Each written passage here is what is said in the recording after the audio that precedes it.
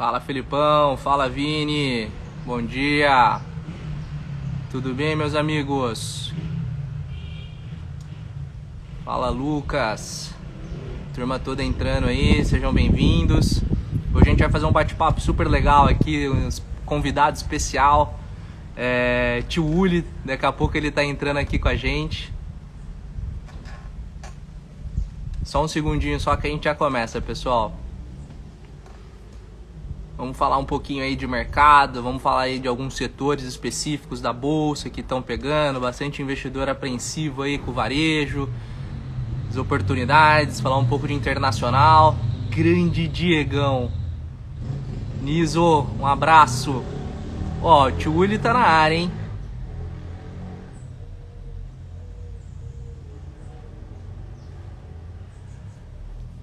Calma aí. Show, tio Willi.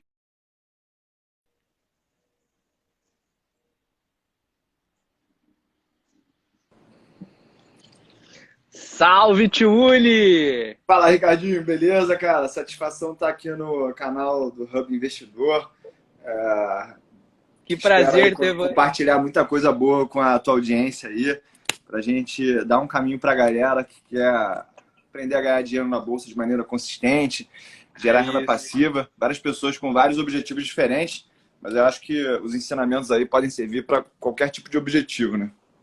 Legal, cara. É um prazer enorme ter você aqui. Que legal. Assim, o pessoal ficou super feliz quando a gente anunciou teu nome. Então, em nome do time do Hub, agradecer novamente a tua presença. Um cara gera conteúdo pra caramba, já ajudou mais de 15 mil alunos, né, tio? Exatamente, graças a Deus, irmão. E 96% de satisfação, é isso aí que é o mais importante. Gente que aprova o trabalho e continua apoiando. Que legal. A gente compartilha aí dos mesmos propósitos, né? De ajudar as pessoas, de trazer um conteúdo diferente para as pessoas potencializarem as suas conquistas, né? Acho que tivemos uma grande mudança o ano passado aí com a enxurrada de novos CPFs na bolsa, mas ainda acho que tem muita coisa para ser feita ainda, né, tio? Acho que as pessoas não entenderam ainda que o mercado financeiro, o mercado de capitais aqui no Brasil veio para ficar.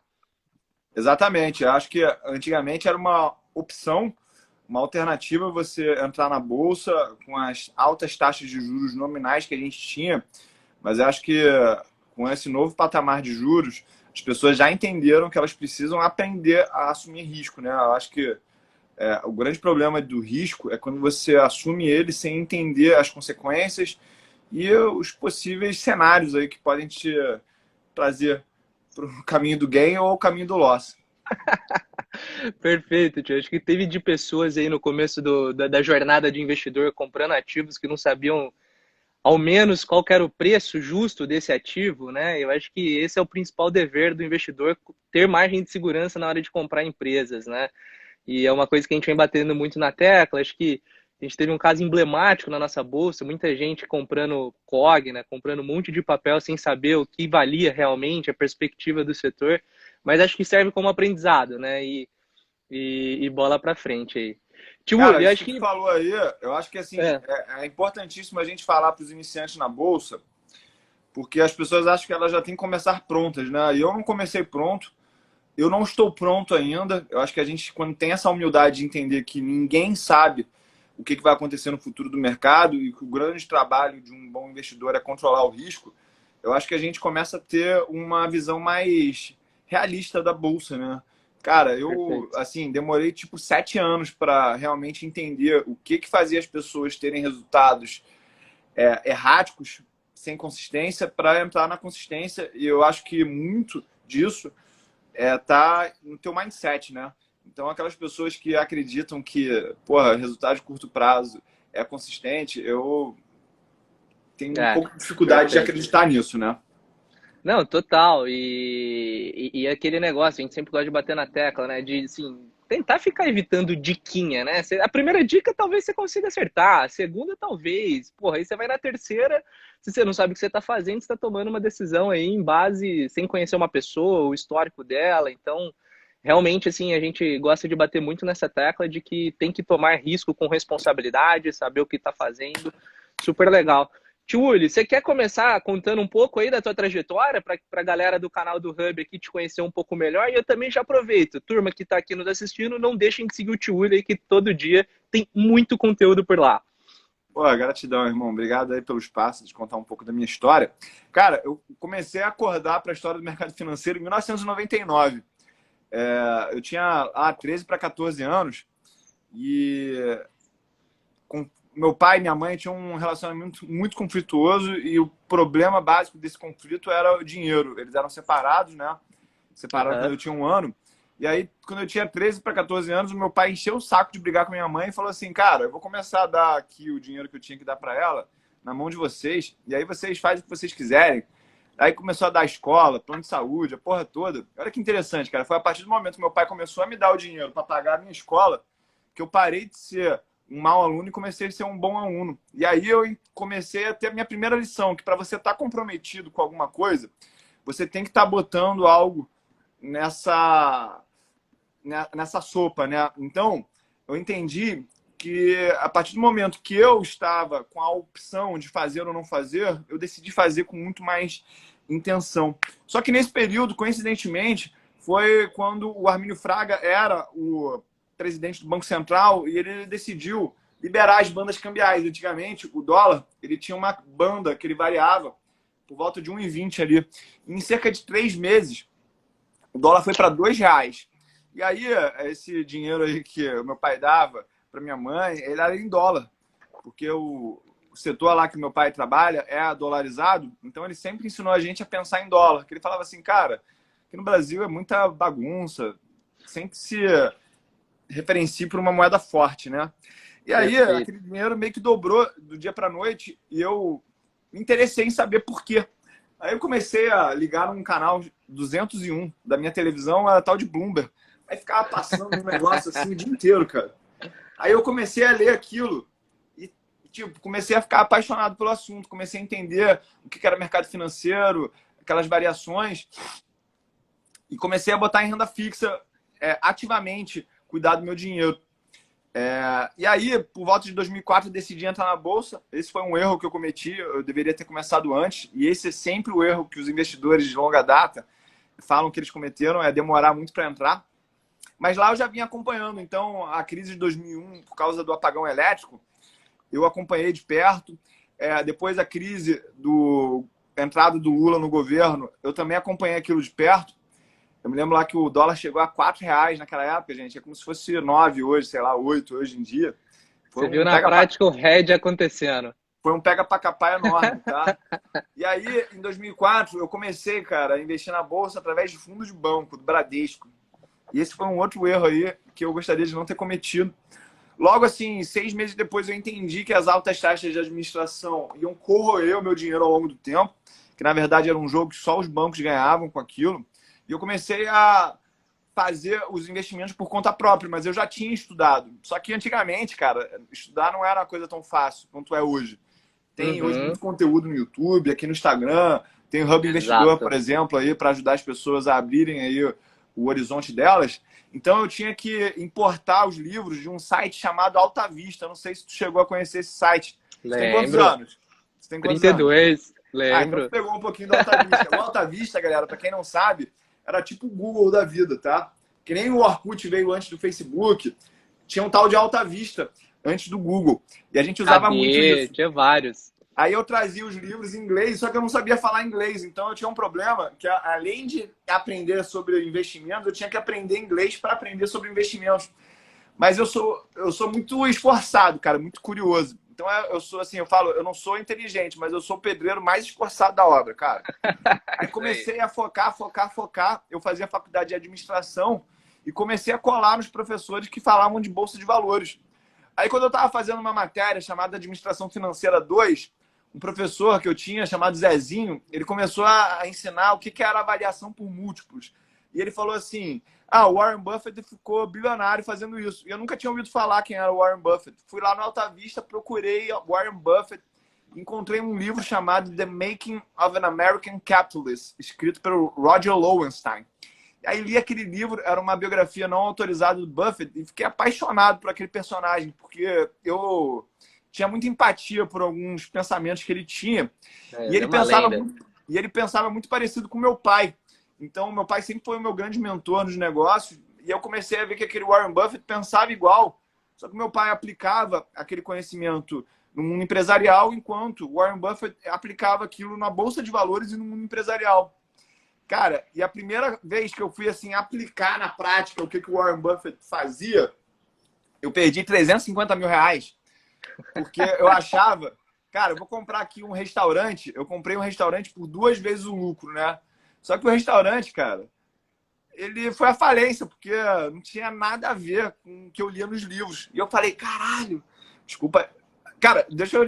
Assim, a gente tá com tempo aqui, porque senão eu vou encurtar essa Claro que história. tá, pô. Tá. Claro Aí, que cara, eu tá. Conta peguei. aí. Um amigo meu falou assim, cara, vamos abrir aqui um restaurante. Eu falei, tá bom, eu vou entrar como investidor. Entrei por 2 vezes o lucro. Cara, o restaurante faliu em 6 meses, porque eu não entendia que aquilo não tinha cultura, que eu tinha que trabalhar e tal. Porra, me fudi. E foi a melhor coisa que aconteceu para mim, porque a partir daquele momento eu entendi que eu preferia ser um minoritário de um bom negócio do que ser majoritário de um negócio ruim. E eu percebi que a Bolsa de Valores está cheia de bons negócios onde eu posso ser minoritário e o mercado, na verdade, só é um meio para eu comprar essas empresas de uma maneira fácil, rápida e barata. E aí Perfeito. eu comecei a focar em mercado financeiro. Eu trabalhava no financeiro da Michelin nessa época. Aí meu chefe, numa terça-feira, falou assim, cara, essa empresa aqui tu nunca vai ficar rico com ela. Deu sexta-feira, eu pedi demissão e comecei a focar só em bolsa, estudar e aplicar no mercado financeiro e aprender com os meus erros. E aí, voltando ao assunto que a gente estava falando antes, cara, eu cometi muito erro. Eu acho que se eu fizesse um curso só dos erros que eu tomei, prejuízo, já seria uma boa rota aí para as pessoas aprenderem a não perder dinheiro e automaticamente elas se tornariam vencedoras com isso. Aí Mas veio é crise de todo mundo, tio 2008. Olho. Todo Oi? mundo. Todo mundo começa errado. Aqui também, depois eu conto um pouco da minha experiência, mas é impressionante. É uma pena, né? Acho que na nossa época não tinha o que você falou hoje em dia, YouTube, Instagram, essa quantidade de informação sobre o mercado, né? Exatamente. Aí, porra, veio a crise de 2008. Pô, eu cometi um erro enorme que era estar 100% em bolsa. Graças a Deus eu fui resiliente emocionalmente o suficiente para não vender na baixa. Mas aquele trauma emocional, cara, ele me ensinou uma coisa. Eu não quero passar por isso de novo. Olha só que interessante. O que me ensinou não foi o resultado que eu tive, mas foi a dor que eu senti. Eu falei, cara, eu não Exato. quero mais sentir essa dor. E aí eu cheguei em 3 princípios básicos de investimentos, que é você investir de maneira diversificada, e diversificada não é ter 5, 10 ações somente, tá? Em você diversificar em classes de ativos. O Exato. segundo princípio é ter liquidez. Porque eu aprendi lá que quando eu entendi que eu estava fazendo burrada comprando aquele restaurante, eu não tinha liquidez para vender aquilo. E assim, se eu vendesse a participação que eu tinha naquele restaurante, eu ia ter que enfiar na bunda de alguém, cara. E assim, eu pensei, cara, eu não vou fazer essa crocodilagem com ninguém, porque eu vou ter que olhar na cara dessa pessoa. E eu percebi que na bolsa, cara, eu não tô gostando, mas tem gente que vai gostar. E assim, eu nem preciso olhar no olho dessa pessoa. Eu vendo aqui e quem quiser compra. E eu não me senti culpado por causa disso. E o terceiro Sim, ponto, cara, também foi o erro de investir inicialmente através de fundo de banco. E eu entendi que ter um baixo custo é importante. E a metáfora lógico. que eu uso para explicar isso para as pessoas é o seguinte: se eu te chamar hoje para ir para Disney, cara, o destino é muito bom. Quem não gosta da Disney? Mas se eu te chamar para ir para Disney de bicicleta, cara, tu vai falar assim: pô, o destino é bom, mas o veículo é horrível. Ou seja, nos investimentos, eu posso investir num fundo de ações. Pô, o destino é bom, investir em ações. Mas o veículo é horrível. Por quê? Porque os custos são tão altos que vai eliminar as vantagens que esses bons gestores têm. Então, eu não estou falando que os gestores dos fundos são ruins, mas é que a estrutura, o veículo que é usado para você estar lado a lado com eles, beneficia muito mais eles do que você no longo prazo. Sim. Então, se você não tiver noção disso, você vai se prejudicar, porque você vai ver que os seus investimentos não vão andar da mesma maneira, mas simplesmente porque tem um alto custo.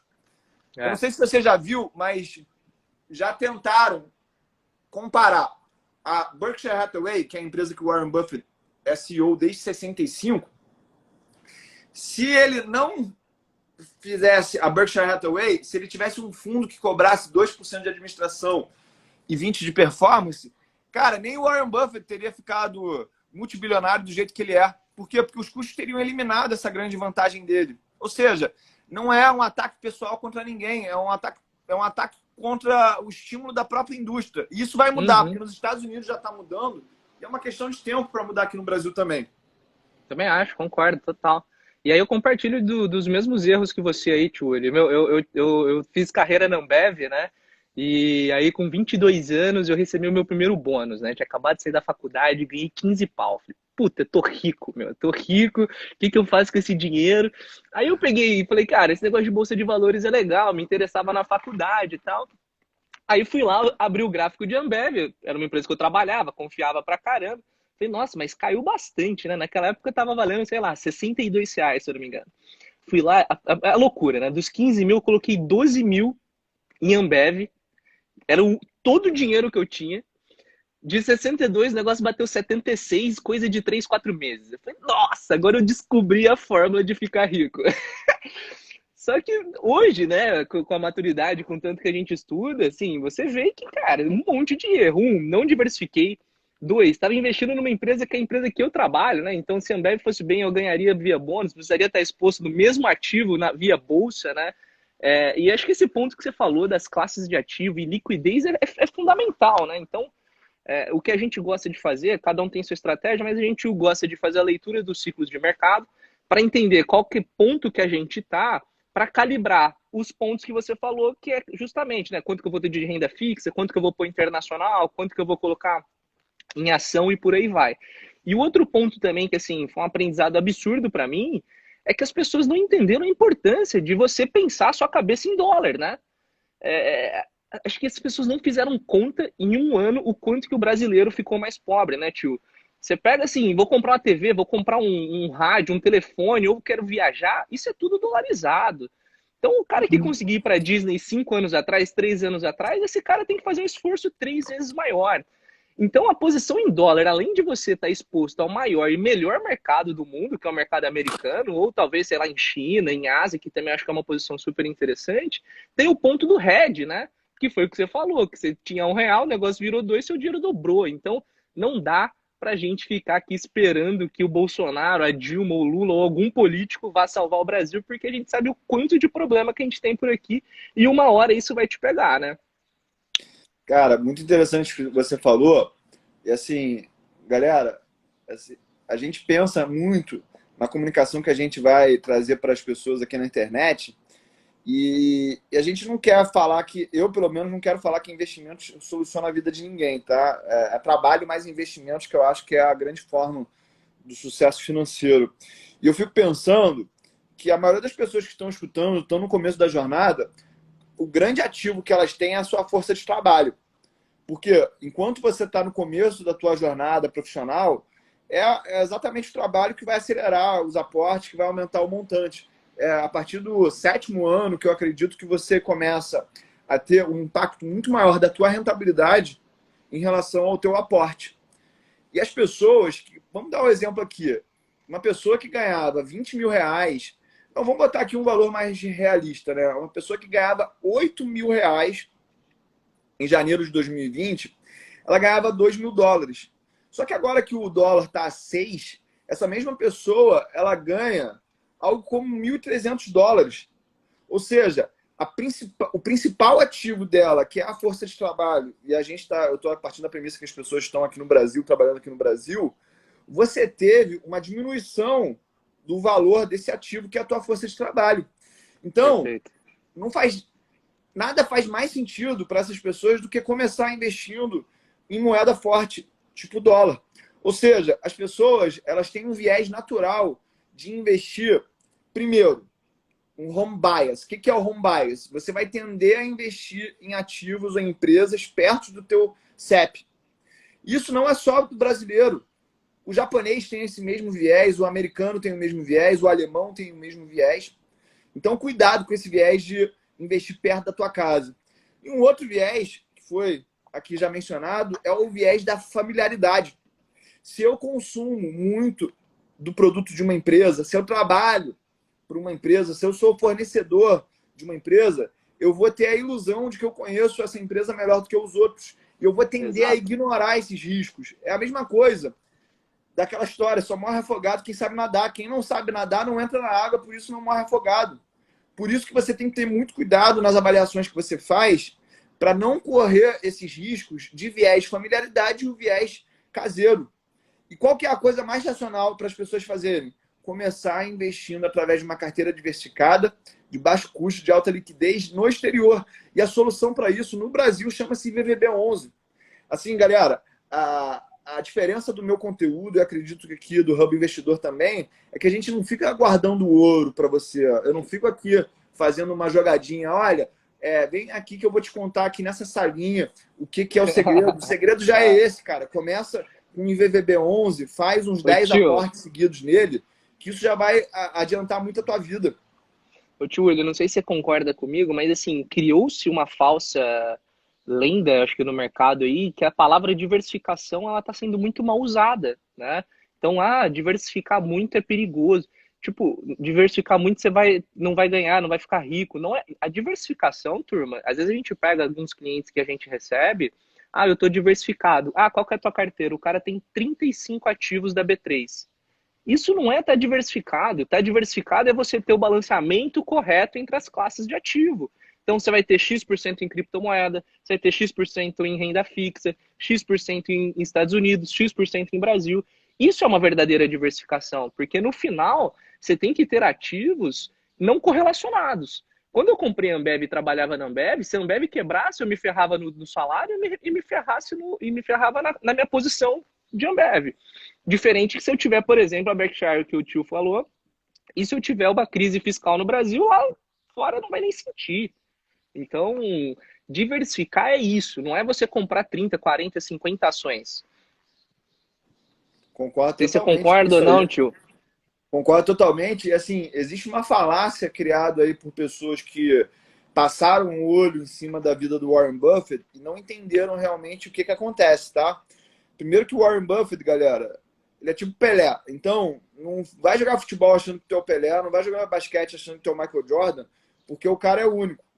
E segundo, hoje em dia, ele deve ter mais de 80, 90 negócios diferentes dentro da empresa dele, que é através de um CNPJ, lá, que é a Berkshire Hathaway. Então, ele é concentrado na Berkshire, mas a Berkshire é muito diversificada, perfeito? E outra coisa, o Charlie Munger, que é o sócio do Warren Buffett, que defende também muito a concentração de portfólio, ele pratica isso na prática.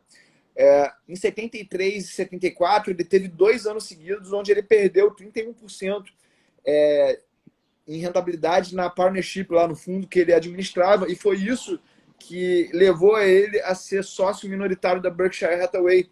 Eles fizeram um rearranjo societário, mas isso foi iniciado a partir dessa perda de 31% durante 2 anos seguidos. Então pensa só, você começou com 100, perdeu 30%, foi para 70%, perdeu 30%, você foi para 49%. Para você voltar ao estágio inicial, você precisa dar 100%. Só que você já perdeu 2 anos aí, e se você perdeu 2 anos seguidos de 31%, será que você é bom mesmo o suficiente para recuperar esse 100%? Porque existe um outro risco aí emocional nas pessoas, que é o seguinte: cara, eu tomei 2 porradas, aí agora eu vou pro tudo ou nada, porque eu meio que perdi a noção de que esse jogo ele é justo, aí eu vou começar a jogar loteria, e aí é o cara que tilta emocionalmente, e ele vai Uhum, acabar perdendo mais ainda a partir desse ponto, né? legal. Eu vou usar aqui uma metáfora do tênis ou do futebol. Vou usar do futebol que é melhor. Quando o Brasil tomou o terceiro gol lá da Alemanha no 7-1 no primeiro tempo, os caras meio que jogaram a toalha. Aí o problema não foi o 7-1, o problema foi ter tomado 3-0 em 15 minutos. Quando você Exato. toma essas porradas, tu joga a toalha e aí, porra, tu começa a pensar de uma maneira suicida. Isso causa Desanima, muito mais desanima. problema. Eu Total. sugiro que quem estiver passando por esse problema de tomar muita porrada seguida, cara, para de operar 3 meses, para de operar 4 meses, para que você coloque a tua cabeça no centro, para que você retome o teu plano do início, para que você coloque o teu trem no trilho, beleza? Ô tio, e aí assim, como é que você está enxergando aí, né? Assim, a gente fez um estudo bastante minucioso aí do momento que a gente está vivendo de mundo, né? E antes do Covid, eu acho que a gente já estava entrando numa etapa recessiva, já vinha encontrando bastante fragilidades aí na economia global. Teve o Covid, que realmente foi uma coisa inesperada, uma coisa que a gente nunca imaginou que aconteceria. Mas agora, com essa enxurrada, trilhões e trilhões de dólares aí, isso tende a postergar essa entrada, né? O que você está enxergando falando de macro, para a gente ver se a gente está mais ou menos aí com a mesma visão?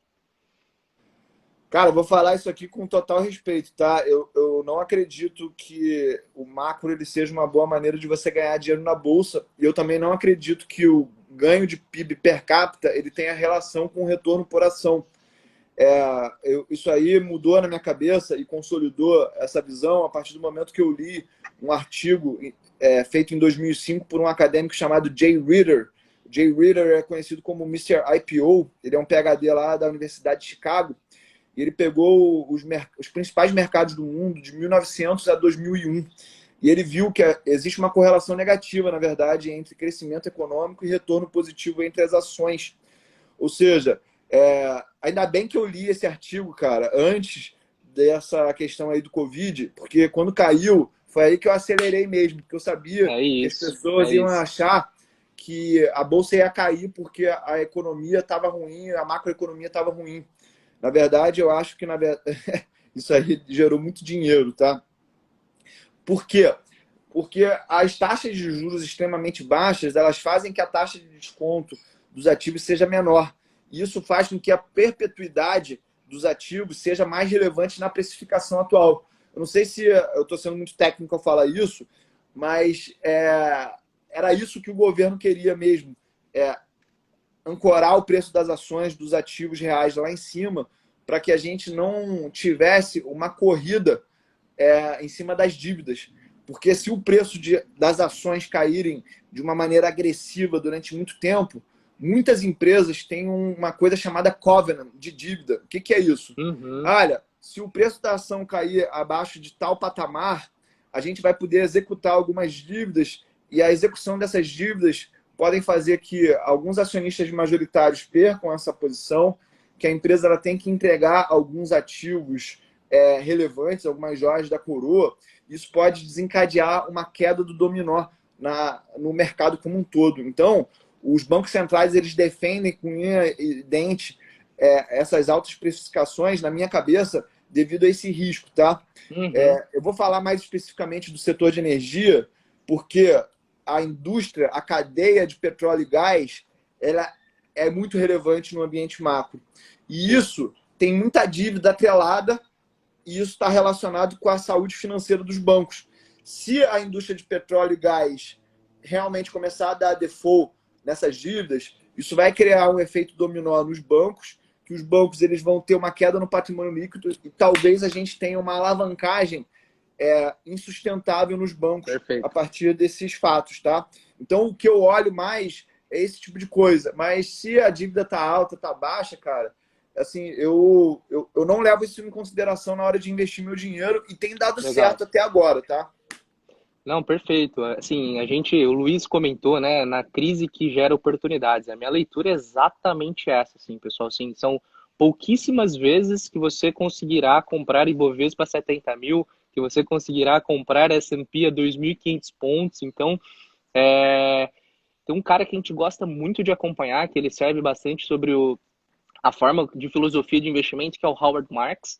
Esse cara gosta muito de falar de ciclos, de euforia versus pessimismo, e assim, é muito impressionante, a história sempre é a mesma, né? Quando a gente está nesse momento de euforia, é aquele momento que ninguém tem um gerenciamento de risco, ninguém liga para o preço, né? E as pessoas têm dificuldade em entender um pouco preço e valor.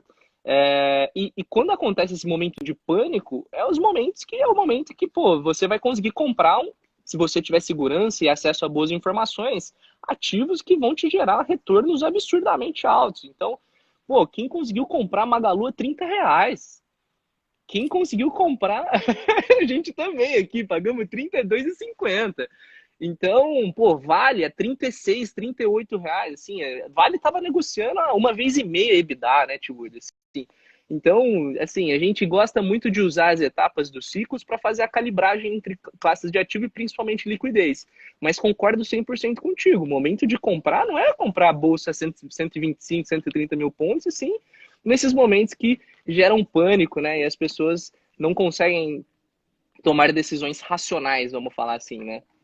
Exatamente, exatamente, cara. Assim, eu acho que o mercado, tu falou bem aí, se tu não tiver a crença correta, cara, não adianta ter a técnica, entendeu?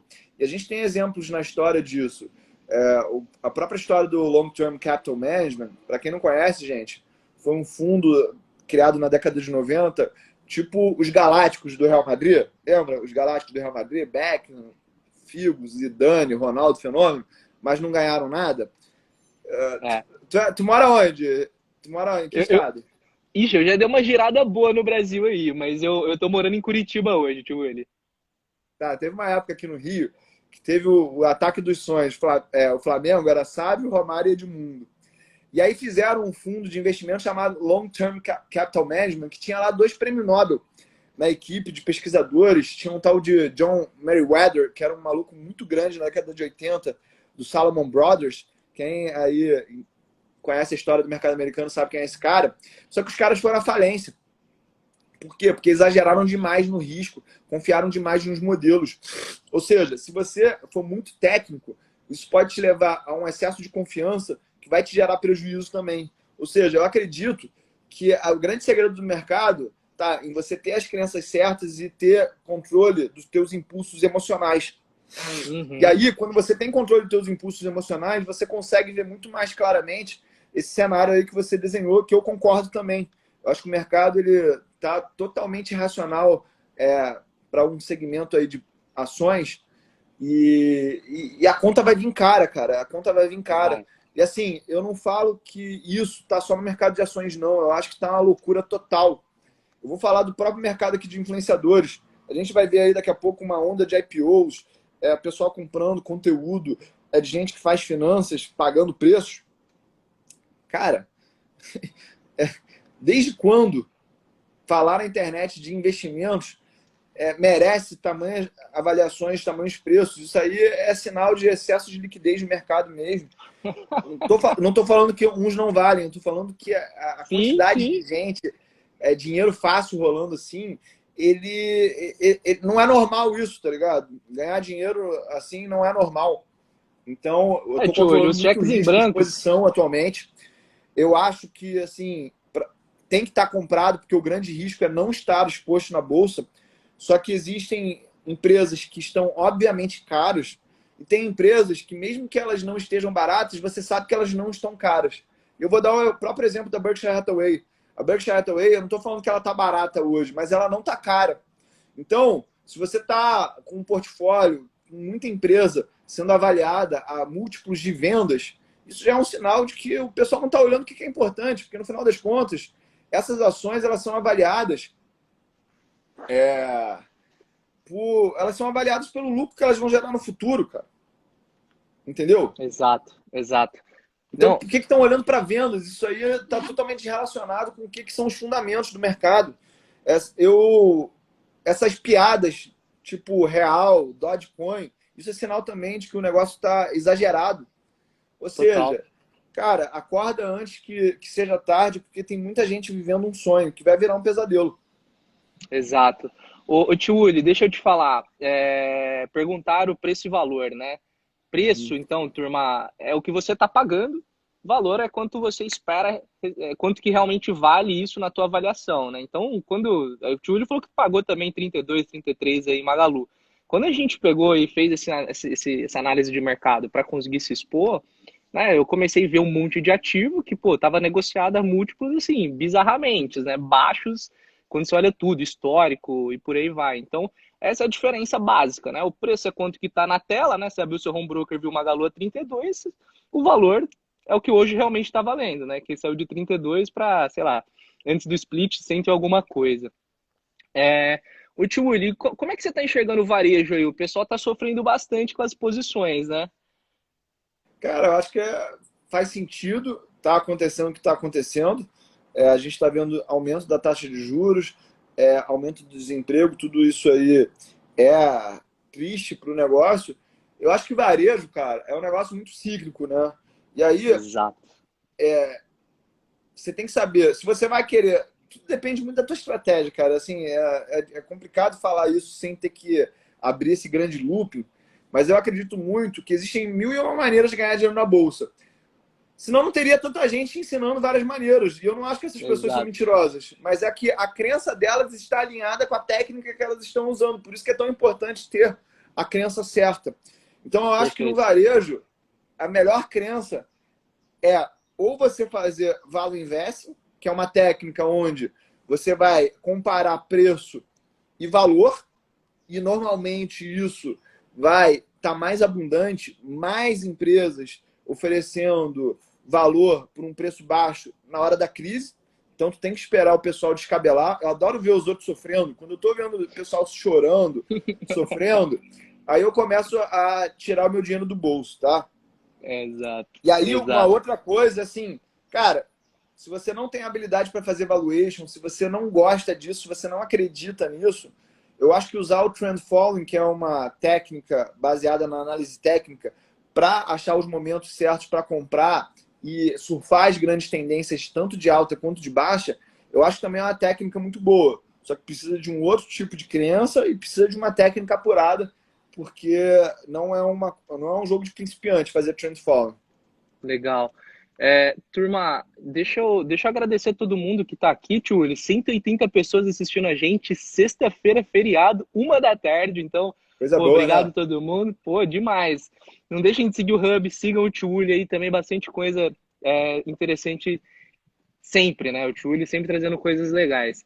Falando um pouco de varejo, turma, o que a gente estudou aqui, também queria deixar o convite, o nosso app está disponível um monte de coisa que a gente soltou gratuito. Então tem um estudo de varejo, assim, absurdo lá, tá, pessoal? Hub do investidor, tanto para iOS quanto para Android. Que aí a gente começou a ver os dados históricos de MV, de competição, de briga de preço. E aí eu não sei, Tchuli, o que você tá vendo, mas assim, esse ano a gente não tem os 330 bi de auxílio emergencial, a gente não tem um monte de coisa que não tinha ano passado, e principalmente o market share desses grandes players já estão em níveis altos. Então, para mim, assim, é inerente que em algum momento a gente deve entrar numa loucura de preço, de guerra de preço. E o varejo já opera com uma margem super, super, super apertada. Então, hoje, né, apesar de a gente começar a ver algumas ações sendo negociadas abaixo de múltiplos históricos, eu acho que tem formas mais inteligentes de se expor. A gente pega ativos como Renner, Guararapés, Hering, um monte de empresa que, assim, você vai deixar de comprar roupa, né? Não, né? Em algum momento esse setor tem que voltar. Shoppings, o que você está achando dessas oportunidades aí, Tchuli? Cara, é, eu vou falar como é que eu tô fazendo para mim. Eu Claro. não sei se vai ser útil para os outros, né? Mas eu acho que no atual momento que a gente está vivendo, eu acho que as melhores posições são posições onde eu compro um ativo e eu vendo o BOVA 11 em cima. Por quê? Quando você coloca essa estratégia de você comprar alguma coisa e vender o BOVA 11, você está falando que essa tua estratégia ela vai performar o mercado. E quando você coloca esse hurdle aí no teu pensamento, como é que seria a tradução disso aí? Seria esse sarrafo. Você Uhum. começa a ficar muito mais crítico do que você vai comprar ou não. Olha só que interessante. Quando eu vendo a bolsa efetivamente e compro um ativo, eu estou falando que eu vou ter uma performance relativa melhor. E aí eu tenho que fazer uma análise muito mais profunda, muito mais séria, e eu não vou comprar qualquer coisa, eu vou aumentar esse crivo. E aí, qual que é o benefício que eu tenho disso?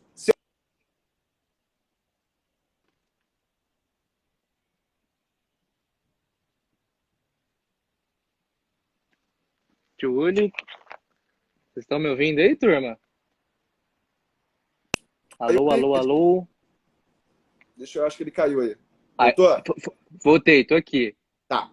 Então eu vou Boa. falar, por exemplo, quais são as posições que eu acho que hoje em dia estão baratas em relação ao mercado. Eu acho que Sanepar está barato em relação ao mercado, Iguatemi está barato em relação ao mercado. Eu vou Exato. falar, a Energias do Brasil está barata em relação ao mercado. Eu acho que o Carrefour está barato em relação ao mercado. Porque, principalmente Carrefour e Pão de Açúcar, ainda não está precificado todo o crescimento que esses caras vão ter no comércio online. E a gente já viu que o Walmart ele teve uma curva de crescimento depois do aprendizado bastante relevante. E assim, eu não estou falando que isso vai dar dinheiro, mas eu acho que relativamente ao mercado vai dar mais rentabilidade. Só E isso. construção civil, você tá de olho, tio? Cara, não gosto do setor de construção civil por dois motivos. O ciclo é muito longo, Sim. tá? E o segundo motivo é que a minha principal fonte de renda na pessoa física são duas imobiliárias que eu tenho. Eu tenho aqui algumas dezenas de imóveis. Então, por uma questão de diversificação, eu acho que assim é uma oportunidade também de ensinar as pessoas sobre isso, né? Tem tudo a ver com o que você falou da Ambev no início. Tu já está exposto na tua vida pessoal a esse setor, a essa empresa, a esse segmento. Na minha carteira de investimentos, eu não tenho construção civil porque eu não quero sobrepor mais risco em relação ao mercado imobiliário, porque eu já sou exposto nisso na minha pessoa jurídica, né? Então, é inteligente eu me afastar desse risco, mas eu acho que, assim, Cirela, Exetec, Até que é um puta ativo, né? Trisul, são bons ativos. A gente vê o land bank aí da Gafisa, também é um land bank bastante grande em relação ao preço que ela tem hoje. Mas eu, pessoalmente, não me exponho a esses setores exatamente por esses dois pontos. Um ciclo financeiro muito longo. Atualmente, se você pegar o formulário de referência da MRV, eles escrevem lá que, em média, entre você comprar um terreno e conseguir aprovar a porra toda para começar a construir, são 38 meses. Então, o Uhum. cara que ele começa uma obra hoje e ele se compromete financeiramente com isso, ele está dando um tiro no escuro no Brasil, porque daqui a 38 meses, tu não sabe o que vai estar acontecendo em termos de macroeconomia e se a população ela vai ter crédito, se ela vai ter uma taxa de juros atrativa para absorver esse tipo de ativo. Então, eu prefiro me Exato. manter longe. Ô, Tchuli, a gente está estudando, né? Já faz algum tempo que a gente tem essa exposição no setor de commodities, mas a gente vem enxergando, na nossa visão, obviamente, que possivelmente devemos entrar aí num ciclo bastante favorável falando de commodities. Você está enxergando alguma coisa? Como é que está a tua visão sobre isso? Cara, eu me baseio muito em artigos acadêmicos para investir. Eu não gosto de fazer nada no feeling. Operar no feeling, operar na tua opinião, cara, é muito perigoso. E eu costumo falar aqui, quando eu faço conteúdo para as pessoas, que eu, pessoalmente, tenho muitas opiniões. Mas o jeito que eu invisto meu dinheiro não tem nada a ver com a minha opinião. Porque a minha opinião ela tá cheia de viés. Entendeu? O que foi a tua pergunta mesmo? Desculpa aí, cara. Ciclo de Ah, commodities. Se sim. você acha Tá. que a gente deve Então, ter aí um, existe um um bom artigo momento. acadêmico que ele fala que existe dois grandes ciclos. Existe o ciclo de equities americanos e existe o ciclo de commodities. Então, se a gente estiver falando do ciclo de equities americanos, a gente está falando que as commodities elas servem como base da estrutura de custo das empresas que fazem o S&P 500. Então, quando as commodities estão em baixa, como elas estiveram nos últimos 10 anos, isso aumenta a margem de lucro das empresas do S&P 500. Então, a gente vê um ciclo de baixa nas commodities, que, consequentemente, diminui a estrutura de custos do S&P 500, a margem aumenta e o valuation aumenta, então S&P em alta, ciclo de commodities em baixa. Quando a gente tem um ciclo de commodities de alta, isso vai pressionar as margens de custo do S&P 500. Quando diminui essa margem, você tem uma reavaliação de todo o S&P 500. Então, a gente pode ver isso, commodities em alta, S&P em baixa. S&P em alta, commodities em baixa. Esses ciclos, eles costumam durar, em média, 18 anos. Só que qual que é o problema atualmente? Hoje em dia, o S&P 500 ele está sendo direcionado por um grupo de ações chamada FANGs. O que são as FANGs? É isso que eu ia falar. Facebook, Amazon, Perfeito. Apple, Microsoft e Google. Só que essas empresas, elas não dependem mais das commodities como dependiam antigamente. Por quê? Porque na década de 80, grande parte, e foi quando esse artigo foi escrito, grande parte do market cap do S&P 500 era relacionado ao setor de energia. Só que hoje a gente está Petróleo. falando de setores de tecnologia que o principal custo não é mais commodities, é gente. Por isso que a gente vê essas empresas das FANGs investindo algo como 100 bilhões de dólares por ano em pesquisa e desenvolvimento. Ou seja, existe um shortage, existe uma escassez de profissionais bons para trabalhar nessas empresas e, consequentemente, o Brasil também está incluso nisso. Eu fiz uma live essa semana com um doutorando em criptografia lá na USP. Ele falou assim, cara, tu não precisa nem fazer faculdade nas melhores. Só se tu estudar criptografia e ter um nível para conversar, tu já vai ser absorvido pelo mercado. Perfeito. Perfeito. A Então, eu gente fez uma acredito que leitura. as commodities elas estão entrando num ciclo de alta, porque a gente já está vendo esse ciclo de equity nos Estados Unidos há muito tempo, muito alto, entendeu? Exato, exato. E tem o ponto do DXY, né? Também, sempre quando a gente pega historicamente a queda do DXY combinado com a alta das commodities. Obviamente que eu sempre gosto de bater, né? O pessoal pergunta muito, é bolha, não é bolha? É hora de comprar, é hora de vender? Assim, acho que o trabalho do investidor, pessoal, não é ficar encontrando topo nem fundo, tá? Porque eu não acredito nisso, tá? Eu acho que estatisticamente a chance de você comprar fundo ou vender topo ela é muito baixa.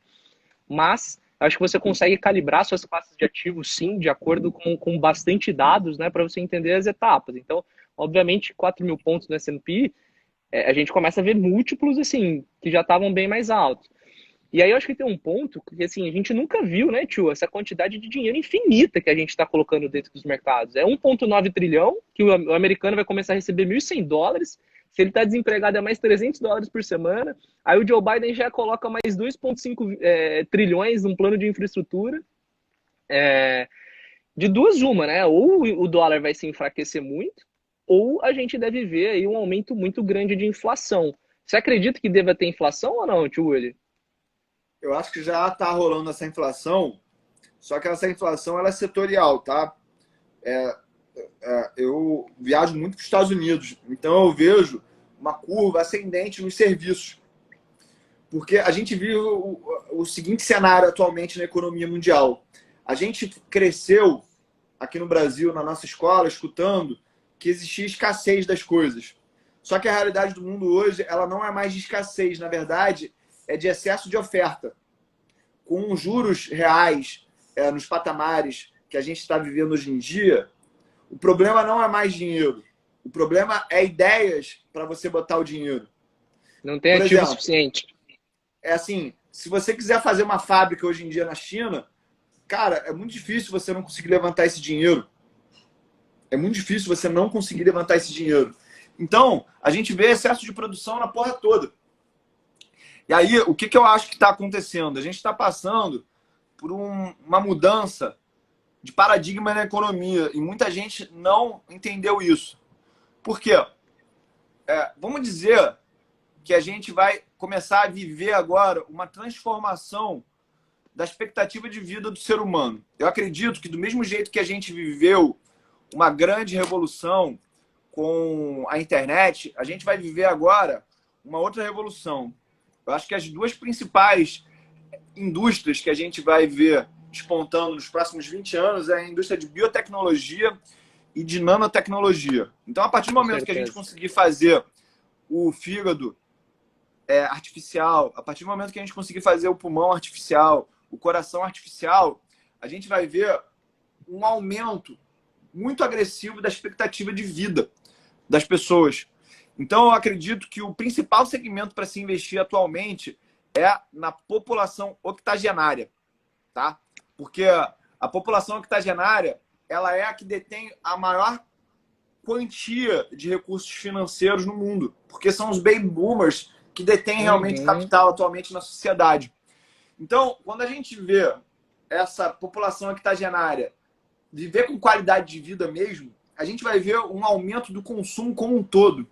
Quando a gente cruzar isso com realidade aumentada, a gente vai ver o seguinte fenômeno. Meu pai tem 80 anos, ele já não enxerga bem mais, ele não consegue se locomover mais para ir no shopping, por exemplo. Mas eu tenho certeza que do mesmo jeito que a gente consegue fazer um filtro atualmente para o Instagram, a gente vai conseguir construir uma loja da Nike, num óculos de realidade aumentada. Sim. E a Amazon, ela vai oferecer que a loja da Nike vá na tua casa. Você não vai precisar mais ir na loja. Só que a troca com o ser humano, ela ainda é importante. Por isso que a gente vê gente fugindo, se escondendo para encontrar os outros nesse ambiente que é proibido encontrar os outros. Isso mostra que é muito importante estar em contato.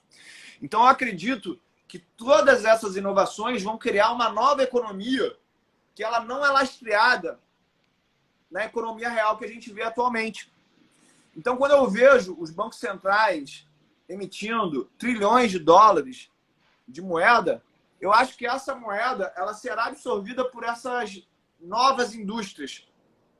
Então, a gente fala, esse excesso de emissão de dinheiro ele vai desembocar a inflação.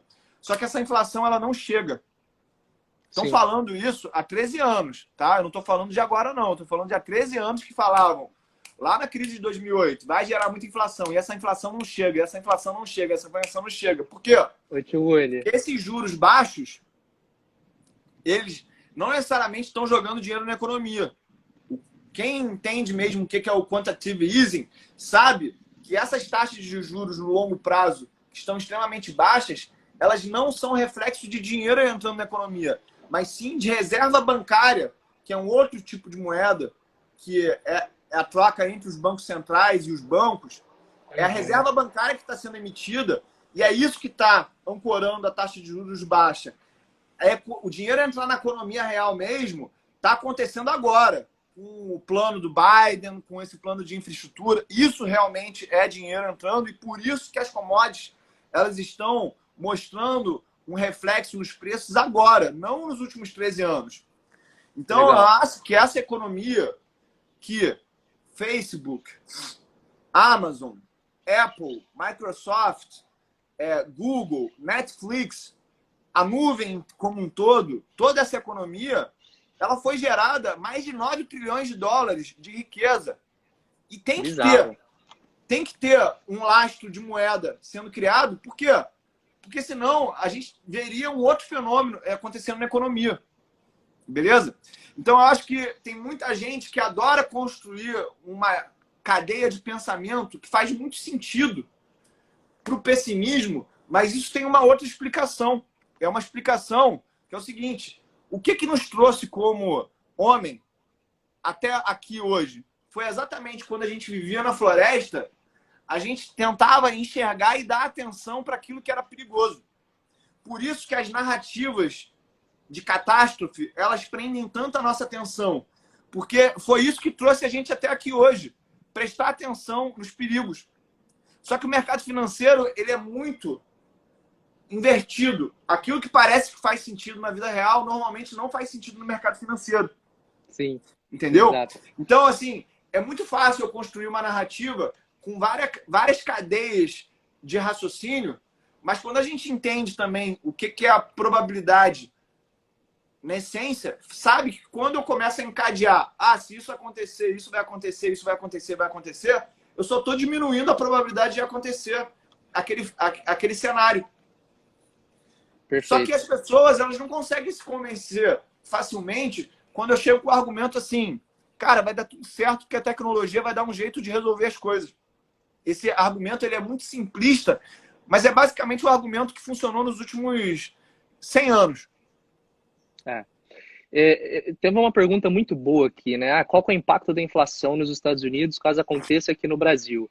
Então, respondendo, sim, basicamente a gente deve ter um aumento dos bonds e provavelmente isso tende a diminuir o apetite a risco por ativos de risco, né? Então, você diminui seu apetite a entrar na bolsa e também, né, o Brasil, países emergentes, tendem a aumentar a sua taxa de juros para ter aquele spread interessante e saudável, dado que o risco de se investir no Brasil é infinitamente maior do que se investir nos Estados Unidos. Então, a princípio, se não acontecer o aumento dos juros por aqui, a gente deve ter fuga de capitais desvalorizando a nossa moeda. Esse negócio que você falou, tio, da população mais idosa, assim, é fantástico. Inclusive, eu estava lendo ontem na Bloomberg sobre a questão da população chinesa, e saiu um dado super interessante falando que a China vai ultrapassar os Estados Unidos em tamanho de economia. Era até 2030 e agora eles acham que é 2028. Mas um dos grandes pontos para ficarem ligados é que, como a população chinesa, a taxa de natalidade lá é muito baixa, isso também pode bater no crescimento econômico, que foi um pouco do que o Japão acabou sofrendo. Mas, conectando de novo com o que o Tio falou, do que ele está vendo de futuro, de nanotecnologia, de tudo isso que ele acabou de comentar, você não vai encontrar no Ibovespa. Sim, dificilmente a gente vai encontrar uma empresa de tecnologia que vai conseguir ditar o futuro, né? São pouquíssimos e raros negócios. Porque a gente não tem essa estrutura que existe nos Estados Unidos, que existe no Japão, que existe na China, né? Os incentivos para as empresas conseguirem inovar. Então, de novo, é mais um ponto importante para quem está assistindo, assim, hoje você tem a Avenue, hoje você tem a quantidade infinita de informação para você conseguir se expor a esses mercados. E tem que ter, mas eu vou tentar comprar Magalu dos Estados Unidos. Não é isso que vocês precisam fazer, né? Vocês vão primeiro criar a exposição. Depois pode comprar o IVVB11, pode comprar o índice SPY, que isso também te dá uma exposição macro, e se acontecer de uma puta empresa dessa explodir, com certeza ela deve estar dentro da S&P 500, né, tio? Com certeza. Costumo falar para as pessoas, e as pessoas elas não conseguem compreender isso. Quando a gente compra um índice, a gente está comprando tendências, tá? Por quê? Vamos dar o exemplo aqui do S&P 500. Ele é um índice que ele é construído basicamente em cima do valor de mercado das empresas.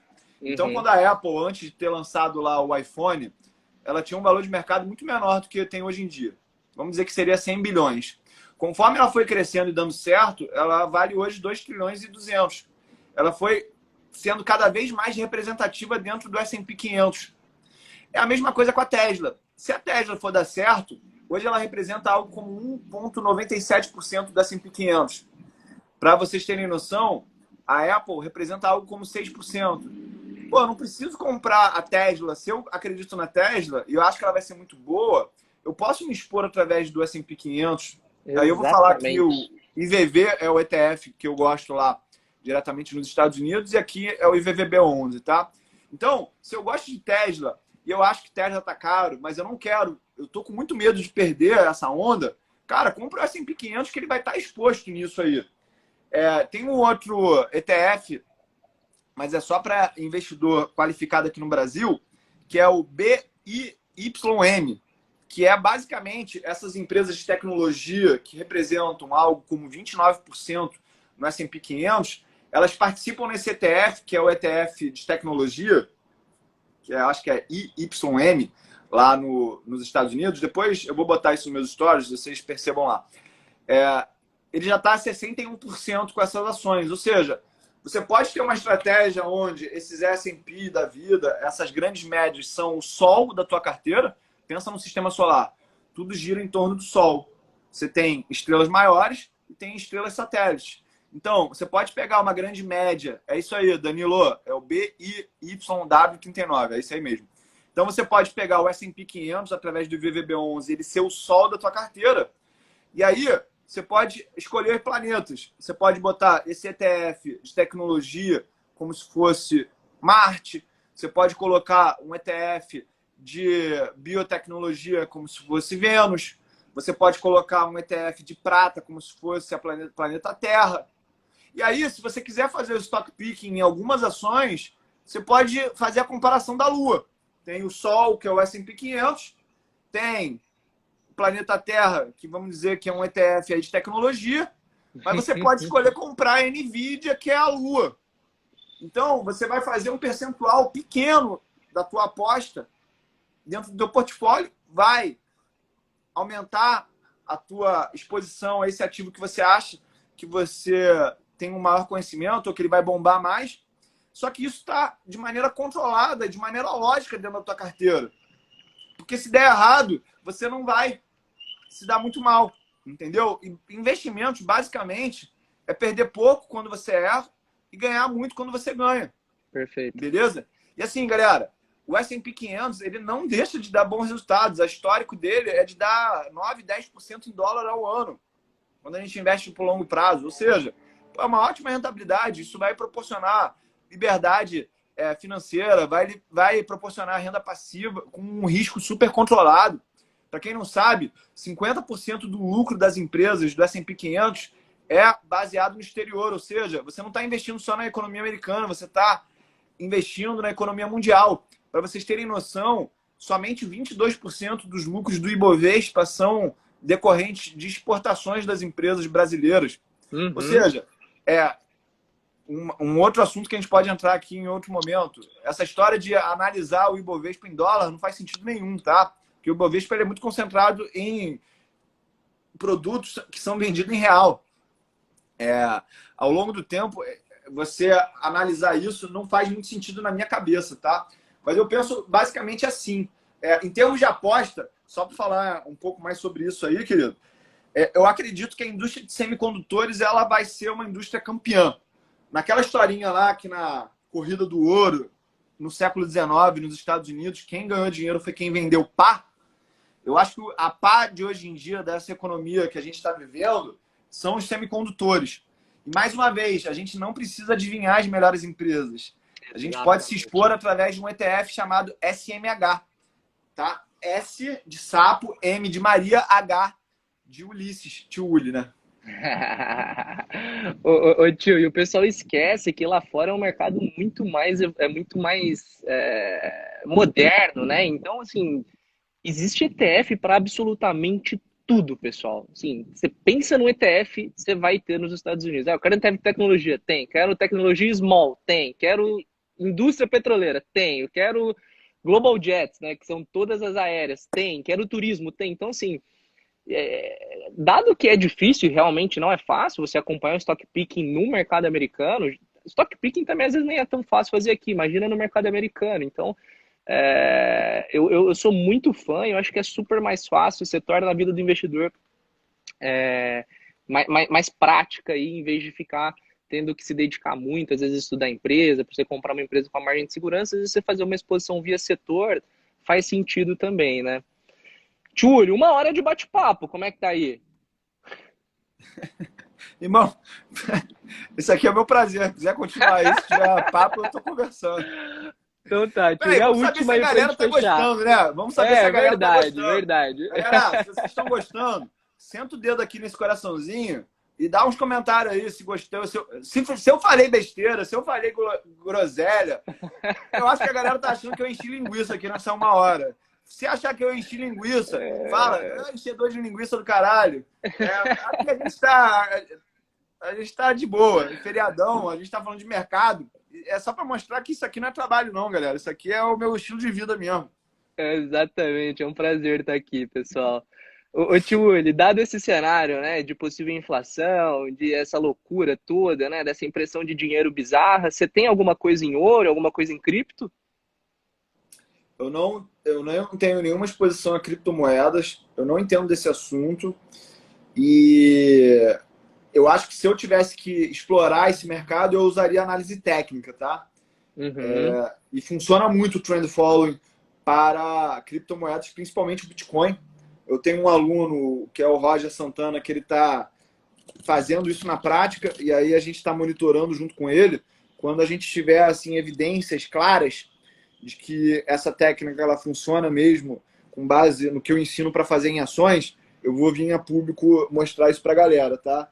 Legal. Com relação a ouro, cara, eu tava segurando o ouro, mas, cara, a Berkshire Hathaway ela ficou tão barata, na minha opinião, que eu tirei tudo de ouro e botei em Berkshire, tá? Rotacionou, rotacionou.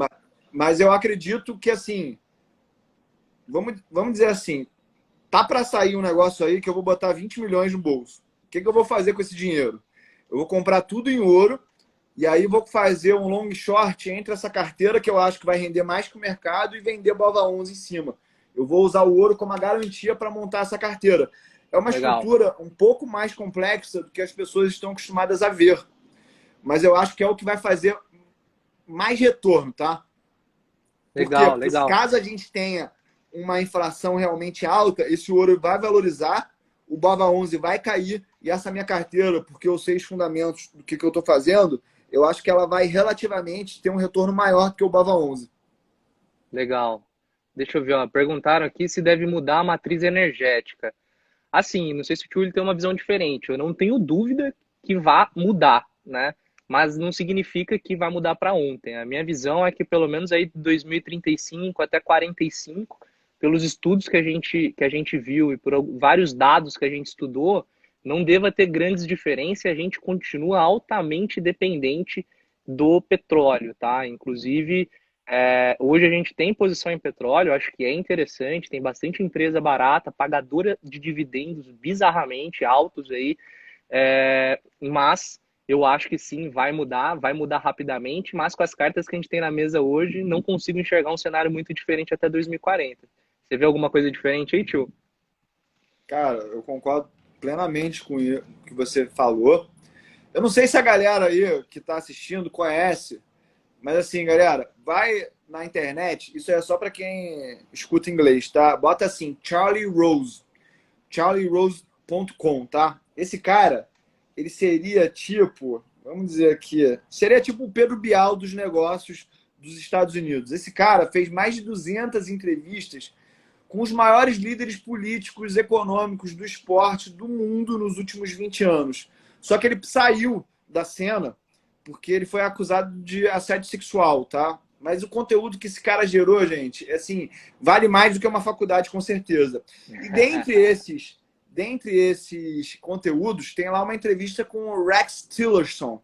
Para quem não sabe quem é o Rex Tillerson, ele era o CEO da ExxonMobil, que era antigamente, antes desse boom de tecnologia, ele era o CEO da maior empresa do mundo, que era a ExxonMobil. Para quem não sabe o que é a ExxonMobil, o John Rockefeller, lá, aquele bilionário lá do século XIX, ele separou as empresas e isso aí virou ExxonMobil e Chevron atualmente, hoje em dia, tá? E aí o Rex Tillerson, ele acabou virando o secretário de defesa, se eu não me engano, do Trump. Aí foi energia ou defesa? Não sei. Mas foi algo, um bam, bam, bam. Foi um secretário pesado lá. E nessa entrevista ele fala que, assim, conforme o mundo for evoluindo, as pessoas fora dos Estados Unidos vão ter um consumo per capita de energia cada vez mais próximo do americano. Uhum. Perfeito. Então, a demanda de energia, ela está só no começo, galera. E assim, exatamente. Essa economia que a gente vive de celular e tal, ela é só para gente que está rico. A gente que é rico, a gente vive numa bolha. Quem tem iPhone e Galaxy aí são os ricos que eu estou falando. E se você não se identifica como rico, você tem um problema sério de se enxergar em relação ao todo, tá? Então, quando as pessoas começarem a viver que nem a gente, ar-condicionado, televisão de plasma, iPhone, o consumo per capita de energia vai explodir. Perfeito.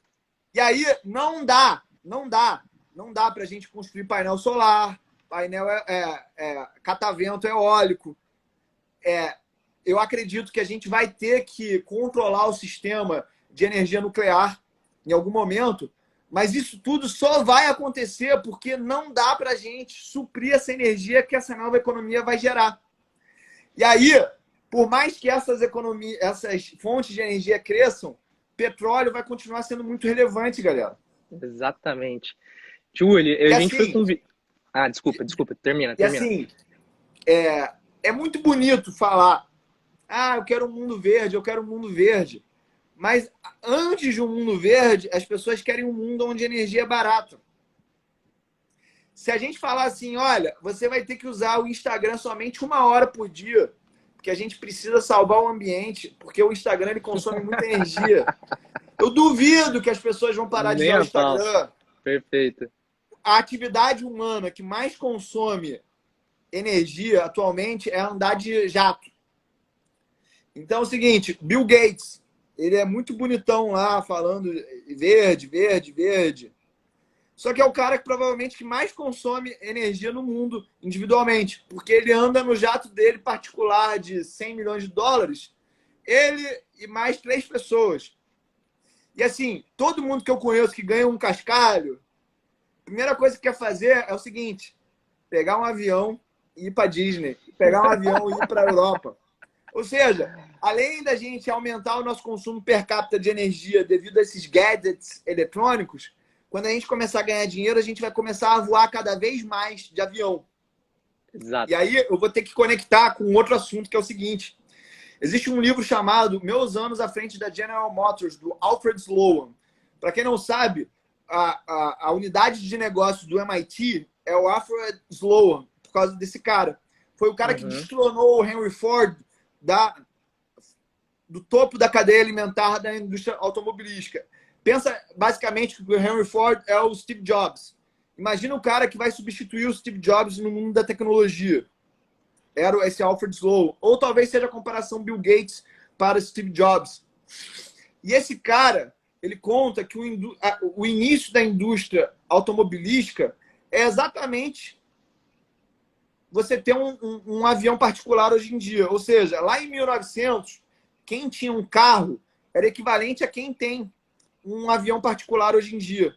Imagina no momento onde um Henry Ford da vida ele começar a drasticamente reduzir o custo das pessoas terem avião ou andar de avião. Cara, isso aí a gente vai ver uma transformação no mundo que vai beneficiar muito a indústria de turismo e a indústria de aviões. E se você parar para perceber como que o Warren Buffett tem investido dinheiro da Berkshire Hathaway nos últimos 5 anos, ele comprou a Precision Cast Parts, que é uma empresa tipo uma empresa tipo uma Metal Leve, mas só voltado para o mercado de aviação, e a Pilot Planes, que é uma empresa de treinamento de pilotos.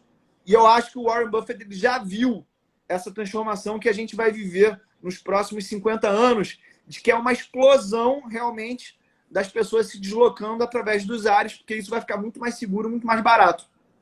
Inclusive, né, tio, ele, assim, a gente estava dando uma olhada, se o Brasil crescer muito nos próximos anos, a nossa matriz energética não dá conta de suportar o crescimento econômico do país, tá, pessoal? E aí, assim, são diversos pontos importantes para a gente ficar ligado, e o principal deles, para mim, é o ponto regulatório. Não sei se vocês sabem, mas o mercado de gás natural no mundo, ele é gigante, mas no Brasil ele ainda é super incipiente, é super pequeno, por conta que nosso governo é atrasado, o Brasil sempre gostou de regular e a gente tem a nossa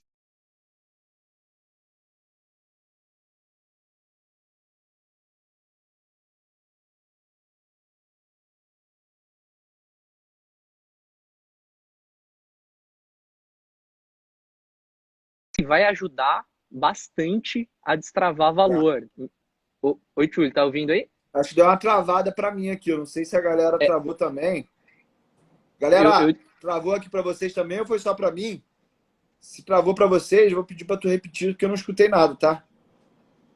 não, tô falando que tem esse atraso nosso, que é questão de regulação, né? A Petrobras era monopólio do gás natural no mundo, nos Estados Unidos, Rússia e Europa, assim, o gás natural ele é muito relevante, aqui ainda é muito pequeno, porque está na mão da Petrobras. Então vai muito na direção correta essa pauta reformista de quebrar o monopólio de gás no Brasil. Só para vocês terem uma ideia, né? Hoje é 3R, PetroRio, que geram gás, vendem para a Petrobras algo em torno de $2. A gente está falando que a Petrobras vende para o mercado a coisa de 8, 9 dólares. Ou seja, no momento que quebra esse monopólio e o mercado começa a jogar, a gente está falando aí de um gás natural de 4 a 6 dólares, né? Então, essa agenda regulatória no Brasil e o setor de energia eu enxergo como super promissor. Junto com energia eólica, junto com energia solar, tem muita coisa para rolar ainda no país e reforçando com vocês, se a gente conseguir encaixar um crescimento econômico, o Brasil hoje não consegue suportar a demanda energética. Então é uma coisa que assim tem que ir para ontem. Bill Gates está tentando liderar à frente de energia nuclear, né? Eu sou entusiasta, eu também acho que a gente deveria tentar, obviamente que com muita segurança, entender todos os pontos do projeto, mas ele é um cara que acho que tem uma cabeça muito diferente. Quem não assistiu você viu o seriado dele no Netflix, o Inside Bill Gates Mind, o tio Willy? Irmão, eu vi tudo que tem no YouTube de alguns caras, tá ligado? Assim, se eu não vi é porque eu não achei. Mas eu me Tem que se dedico tipo espelhar umas nessa 4 turma, não horas tem por dia como, a né? vasculhar tudo que tem na internet de conteúdo bom. Fantástico, fantástico. Bom, turma, acho que deu, né, tio Willy? Batemos aí quase 2 horas de bate-papo, pô. Caraca, passou rápido, irmão. Aí, se a galera quiser, a gente pode fazer um repeteco disso aí, cara, que eu gostei muito de trocar essa ideia contigo. Muito boa mesmo. Pô, foi Muito boa. demais, assim, realmente, tio Willy. Deixa Vamos eu só combinar mais completar aqui vezes esse teu aí. pensamento, cara, que eu Óbvio, acho que ele pô, pode por ter uma favor. consequência num outro setor que as pessoas... ele não tá caro, pelo menos, né? Que é o setor de saneamento. Galera, para quem não sabe, na matriz de custos de uma empresa de saneamento, a energia é o segundo maior ponto. E aí, no Brasil, a grande fonte de energia é a hidrelétrica. Quando a gente tem uma queda nas chuvas, a gente tem uma diminuição dos reservatórios de energia elétrica, mas também de saneamento. E é exatamente quando a empresa de saneamento precisa gastar mais energia para fazer CAPEX, para tirar dos mananciais ali a água Uhum. e usar as bombas para tirar as bombas. E isso cria uma grande oportunidade no setor de saneamento. Beleza? Ou seja, se der problema de chuva, espera que vai ser a hora certa de comprar saneamento. E é um setor que eu acho que vai ser perene, porque a gente vê um déficit gigante em saneamento no Brasil. Isso está totalmente relacionado ao IDH do país. Ou seja, se a gente quer realmente evoluir, a gente tem que investir em saneamento. Coincidentemente, nesse documentário que tu falou do Bill Gates, eles mostram uma situação muito triste que acontece na África, né? Sim, Pessoas que fazem as suas necessidades no córrego do rio, aqui em cima, aí o pessoal que está pegando o rio aqui embaixo está tomando água cheia de cocô e cheia de xixi, o que gera várias doenças, que exato. sobrecarrega o sistema de saúde público, que acaba consumindo dinheiro do orçamento e aí acaba faltando dinheiro para investir em Bola de saneamento. neve Então, louca. Bola de neve esse louca. ciclo ele começa a ser vicioso, né?